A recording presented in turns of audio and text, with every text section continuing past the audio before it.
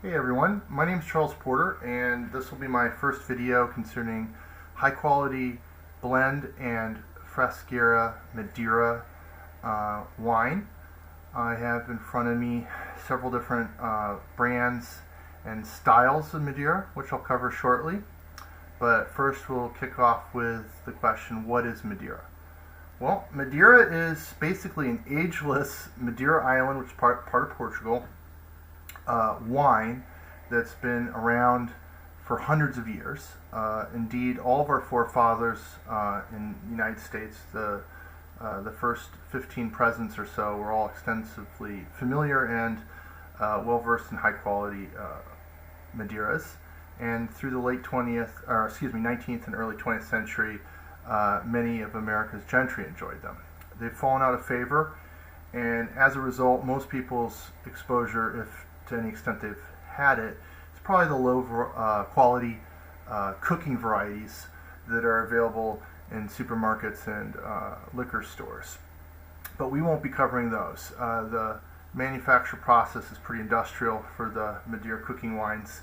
They're created in stainless steel vats and heated artificially.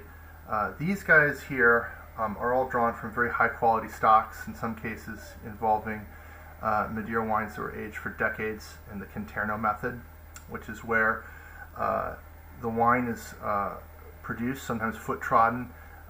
Early in the fermentation, it's arrested with a neutral spirit, which is then put into old French oak casks. And since Madeira is a tropical island, these wines are oxidated and heat treated. Normally, you don't want wine cooking in the sun, but because it's been fortified with that neutral spirit, these basically become indestructible wines, and they were incredibly useful in trade and with the American colonies. So many wines that would spoil from the old world, by the time they came to Boston, New York City, this wasn't the case with Madeira, and because it was delicious, it became all the rage. So my hope is that we can introduce to some of you that may be interested this pretty rarefied outre world.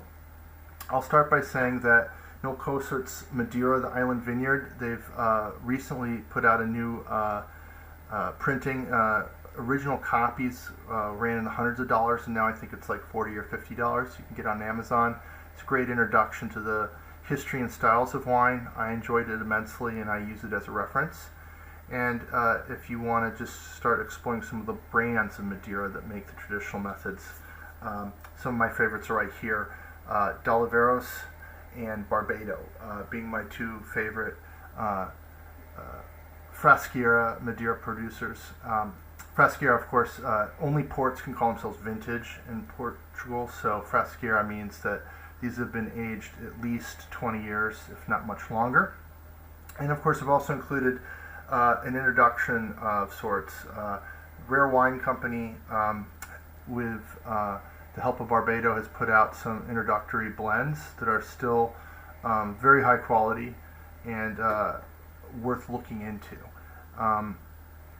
which we can talk about a little bit later. But the point of this video is I want to say that unlike port, unlike sherry, Madeira is an indestructible ageless wine. It's incredibly flavorful, and for those that are looking for something a little different, we can sort of hit some of the wave tops. Now, there are 4 noble grape varieties, and they have different taste profiles. If you like something that's bone dry and can be used as an aperitif, or even in an extremely fancy cocktail, I recommend Cercial, which is the lowest sugar level fortified wine I've ever had in my life. It's got a very aromatic and beautiful aroma that then is hit with a bracing acidity. I recommend serving it chilled. A little more nutty and sweet, but equally standalone in terms of not necessarily being a dessert wine, is Verdeo. I have, here we go, here's Cercial, which you can get at the Rare Wine or other fine vendors for about $50. Verdeo as well. These are not vintage quality, they're blends, but they're pretty close, and they've been highly rated by Robert Parker, a wine advocate, and other reputable critics. Your basic varietals being Cercial, as I just mentioned, Verdeo, which is slightly sweeter. You have Bowl, which is a white grape that makes a very sweet, beautifully aromatic, chocolatey mocha dessert style wine. And then you have Malvasia. I believe excuse me, here's a Malvasia right here, made by Barbato. And this is a blend, but it's the lowest level is 20 years, and to meet that standard, there's stocks of 40, 50, 60, 70 years, I believe, in this one. After that, you have Malvasia. After Malvasia, you have some of the rarer varieties like Bastardo and Tarentaise. I've been lucky enough that I was able to find a bottle of Blandy's 1980. That's my birth year, and maybe I can, when my son, who's not even 2, gets married or has a wonderful life experience, we can break that baby open. Like I said, these wines are indestructible.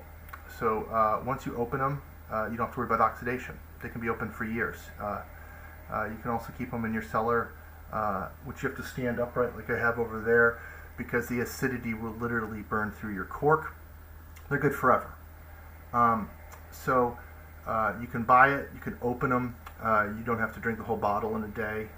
Indeed, you should decant, and in many cases let them air out for days, because they can get bottle stink.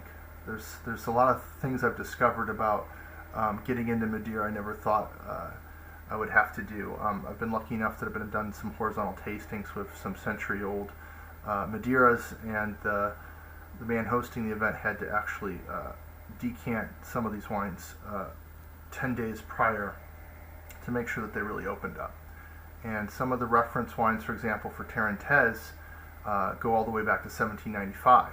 So you can open up a bottle of 1795 Tarentaise and drink it, and it's still alive.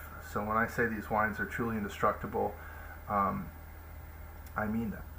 Now, obviously, a lot of folks haven't had exposure to these wines. I had to learn the hard way.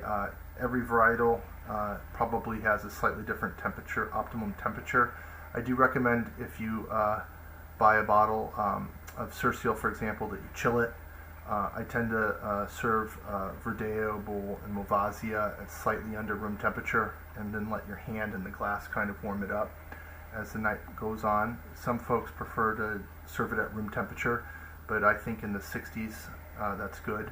And then depending on the type of Tinta Negra, which is a style I haven't talked about. Tinta Negra is actually chameleon. It's the most grown grape varietal on the island, and it's actually incorporated in some very good blends, as well as Frasquier styles by itself.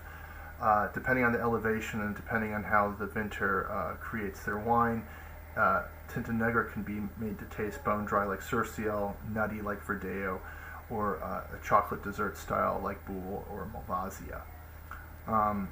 And then, of course, if you're lucky enough to try some of the almost extinct varietals like Tarentaise or Bastardo, you're a lucky man or woman indeed. This will conclude my very quick introduction.